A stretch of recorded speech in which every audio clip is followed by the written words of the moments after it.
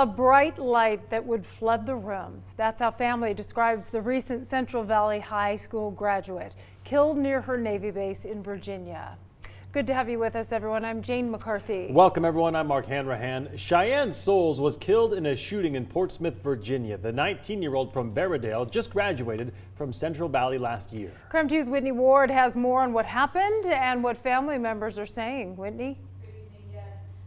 Cheyenne say she was a friend to everyone that met her and that she never turned down anyone who needed help day or night. In fact, her family said that's why she joined the Navy, to make the world a better place. Cheyenne Souls was active duty military stationed at Naval Medical Center in Portsmouth. Now, she and another young woman, 23-year-old Megan Burns, were both killed on Saturday night in the parking lot of a 7-Eleven convenience store. Witnesses say the gunman riddled their car with bullets. Both women died there at the scene. The gunman, we now know, was also active duty military from Camp Lejeune in North Carolina.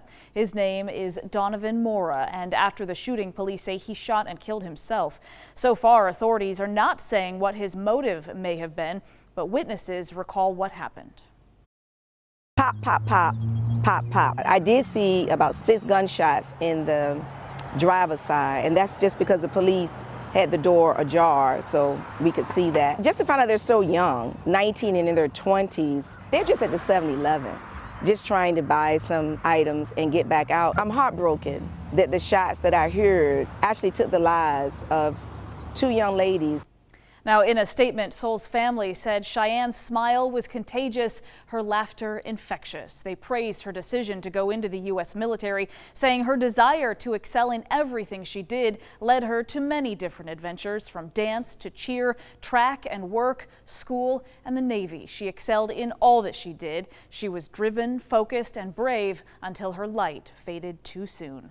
The family told KREM 2 there are no words to describe the pain they are going through right now.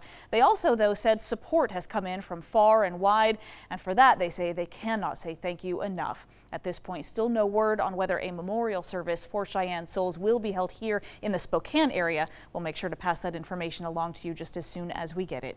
In the studio tonight, Whitney Ward, KREM 2 News. Whitney, thank you very much. We are following some breaking news at a school outside of Denver this evening. 1 student has died and 6 others are wounded tonight after police say 2 students started shooting their classmates. This is at a STEM school in Highlands Ranch. The 2 suspects are in custody. We will be tracking the latest on this breaking story all night, as well as on KREM.com. We are also tracking breaking news out of Moscow, Idaho. Police and fire crews are investigating yet another possible explosive device. This is on the South Jefferson Street and East 8th Street area, about 1 block away from Gritman Medical Center. The Spokane Bomb Squad is on the way to help. Everyone is asked to avoid the area until further notice. Now, this is the 3rd suspicious device found on the Palouse over the last week. The first device was found in the front yard of a home in Moscow. Another device was found over the weekend at a public park in Pullman. We have a crew minutes away from the scene, and we'll bring you a live report tonight on KREM 2 News at 6. People gathered today to honor those who gave their lives in the line of duty in Washington state. 3 new names were added to the Spokane Law Enforcement Officers Memorial at today's ceremony. The Spokane Police Department announced also a new project. It's the Spokane Fallen Officers Memorial Project. Now, members will march with posters in the Armed Forces Parade on May 18th. So the call was that there was a male that was high. So why does that mean death? Well, that woman's 25-year-old son was shot and killed by Spokane Valley deputies over the weekend. It happened near the Mirabeau Apartments. Deputies say they received reports that Ethan Murray was running around the complex without a shirt on and acting strange around children. It's still not exactly clear what prompted a deputy to shoot Murray.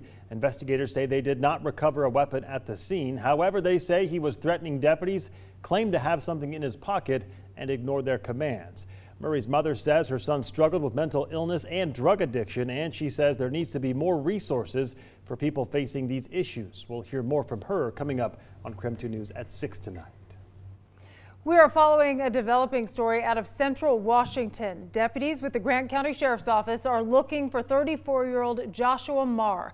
They say he assaulted a courthouse security officer at Ephrata this morning, and then he took off. The woman who was injured was taken to the hospital with a leg injury.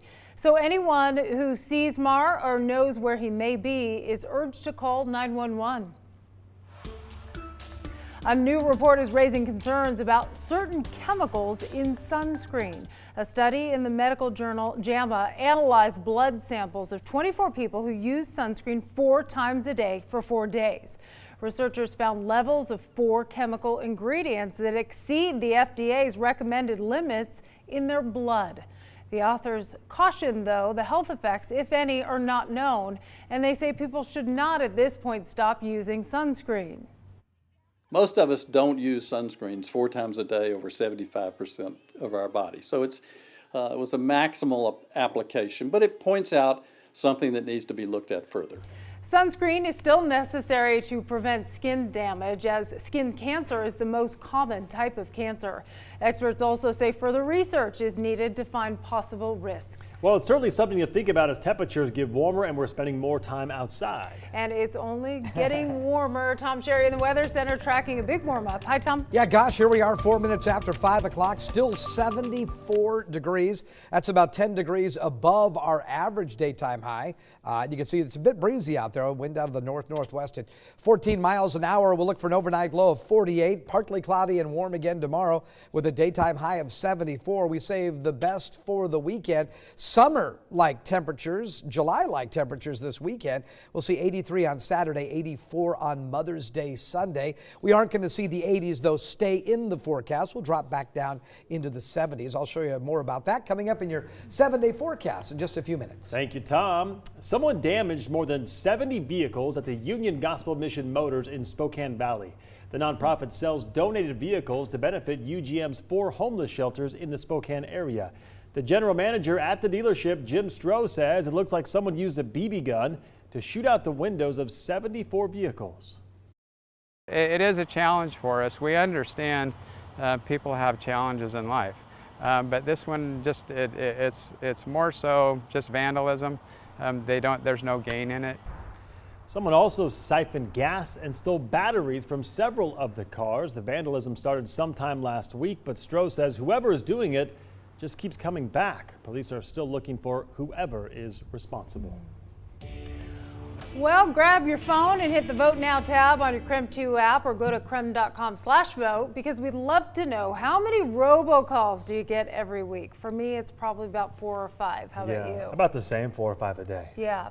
So there is a new robocall claim circulating online. It claims calls coming from West African countries aimed to get you to call back and then pay expensive fees in the process. Our Verify team is looking to see if that's true and what you should be doing to protect yourself.